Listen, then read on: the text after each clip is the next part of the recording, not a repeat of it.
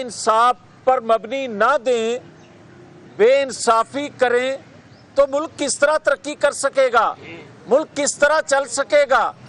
तो फिर क्या ये कहना दुरुस्त नहीं है कि पाकिस्तान के अंदर ताकतवरों ने और इंसाफ देने वालों ने मिलकर पाकिस्तान की जो आज हालत है, इस हाल को उन्होंने पहुंचाया।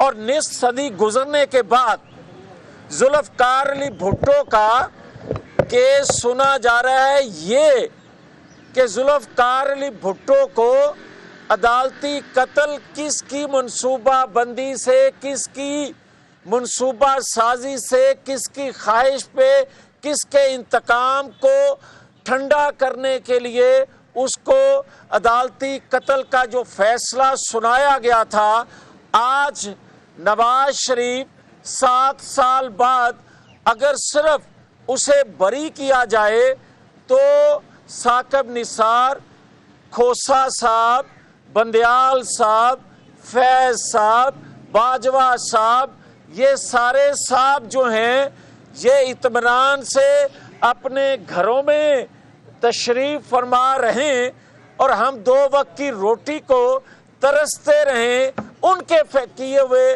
करवाए हुए फैसलों की वजह से, तो फिर कौम ये सवाल करने में हक बजानब है कि हमारा क्या कसूर है। फिर कौम ये पूछने में हक बजानब है उन लोगों से जो कहते हैं नवाज शरीफ बार बार कहते हैं मुझे क्यों निकाला। ये 74 साला बाबा भी ये कहा करता था, कहता था नवाज शरीफ सड़कों पे आकर सवाल करता है कि मुझे क्यों निकाला। उसे तो इल्म था कि किसने और क्यों निकाला, मगर कौमी हुकूमत 16 माह की जो कौमी हुकूमत थी उसमें एक नौजवान लीडर भी उस कौमी हुकूमत का हिस्सा थे। उन 16 माह में उनको इल्म था कि नवाज शरीफ को क्यों निकाला।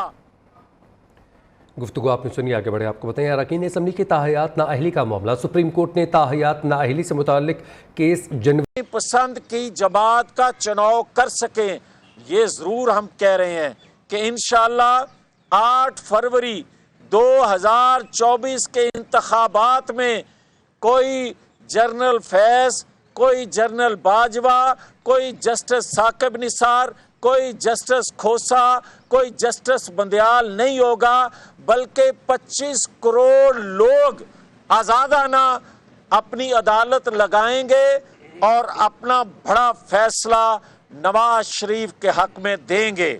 बहुत शुक्रिया। मियां साहब आपने आखिर में आपने स्टार्ट मियां साहब आपने आखिर में जो बातें की हैं और जिस तरह आपने जो नाम लिए हैं उससे लग रहा है कि क्या आपका बयानिया, आपकी पार्टी का बयानिया, आपकी तो ज़ात, आप तो उस वक्त ही बात करते थे जब ये तमाम लोग अपने ओहदों पर बैठे थे, क्या आज भी आपका बयानिया ये समझा जाए तो यही है कि जनरल बाजवा समेत जितने भी किरदार थे उनका एहतसाब होना चाहिए।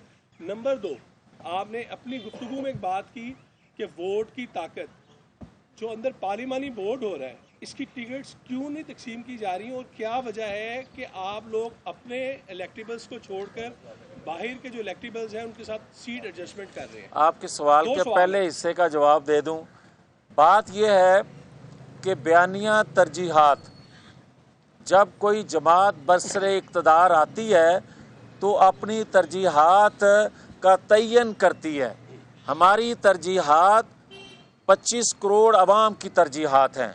हम ये समझते हैं कि फैज़ाबाद धरने की जजमेंट देने वाले के ख़िलाफ़ रेफरेंस से शुरू कर लिया जाए। एहतसाब किसी जगह तो रुकना चाहिए इस सिलसिले को जो पाकिस्तान के अंदर एक मनसूबा बंदी से पाकिस्तान के अंदर बगाड़ पैदा किया जाता है। आप 9-10 मई से शुरू कर लें। आज तो हालत ये है कि 9-10 मई के वाक़े को पाकिस्तान के अवाम, दुनिया कहती है कि यह दहशतगर्दी थी, मगर सहूलतकार उस वक्त के जो थे या आज भी कुछ सहूलतकारी जो मैसर है, जो कि यकीनन है कि जेल के अंदर पाकिस्तान की जेलों में जितने कैदी हैं, हवालाती हैं, उनको अगर इमरान खान की तरह की सहूलत मैसर है तो फिर मैं उसको सहूलतकारी नहीं कहूँगा। और अगर इमरान खान को जेल के अंदर 8 कमरों की दीवारें गिरा के उसको बड़ा एक हाल दे दिया जाए, उसमें 25 के करीब मेरी इतला के मुताबिक अब मशक्ती हो गए, पहले 10 थे, फिर डॉक्टर 10 की लाइन लगी हुई है, फिर पक्की उम्र की मुर्गियां, देसी मुर्गियां उसको दी जा रही हैं। ये सारा जो सिलसिला है क्या किसी और कैदी को मैसर है? ये सहूलत किसी को है और नहीं है।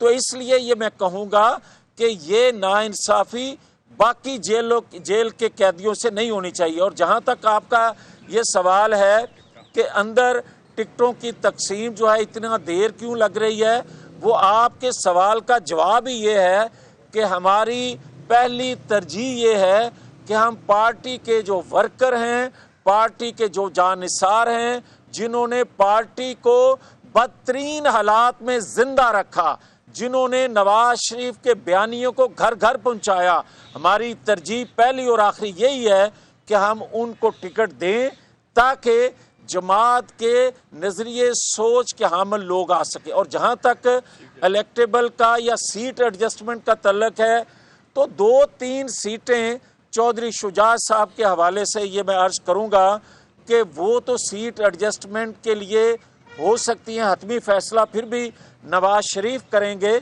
मगर दीगर जमातों के पंजाब के अंदर ना कोई सीट एडजस्टमेंट हम कर रहे हैं, ना कोई इत्तेहाद कर रहे हैं। वहाँ सिर्फ और सिर्फ पंजाब में मुस्लिम लीग नून के प्लेटफार्म से ही इलेक्शन लड़ा जाएगा, कोई सीट एडजस्टमेंट नहीं, कोई इत्तेहाद नहीं। हाँ, दीगर 3 सूबों में इत्तेहाद भी हम कर रहे हैं, इलाकाई जमातों से भी, नेशनल जमातों से भी सीट एडजस्टमेंट भी कर रहे हैं। रहमान लीग मीडिया से गुफ्तगू कर रहे थे। आगे बढ़े आपको बताएं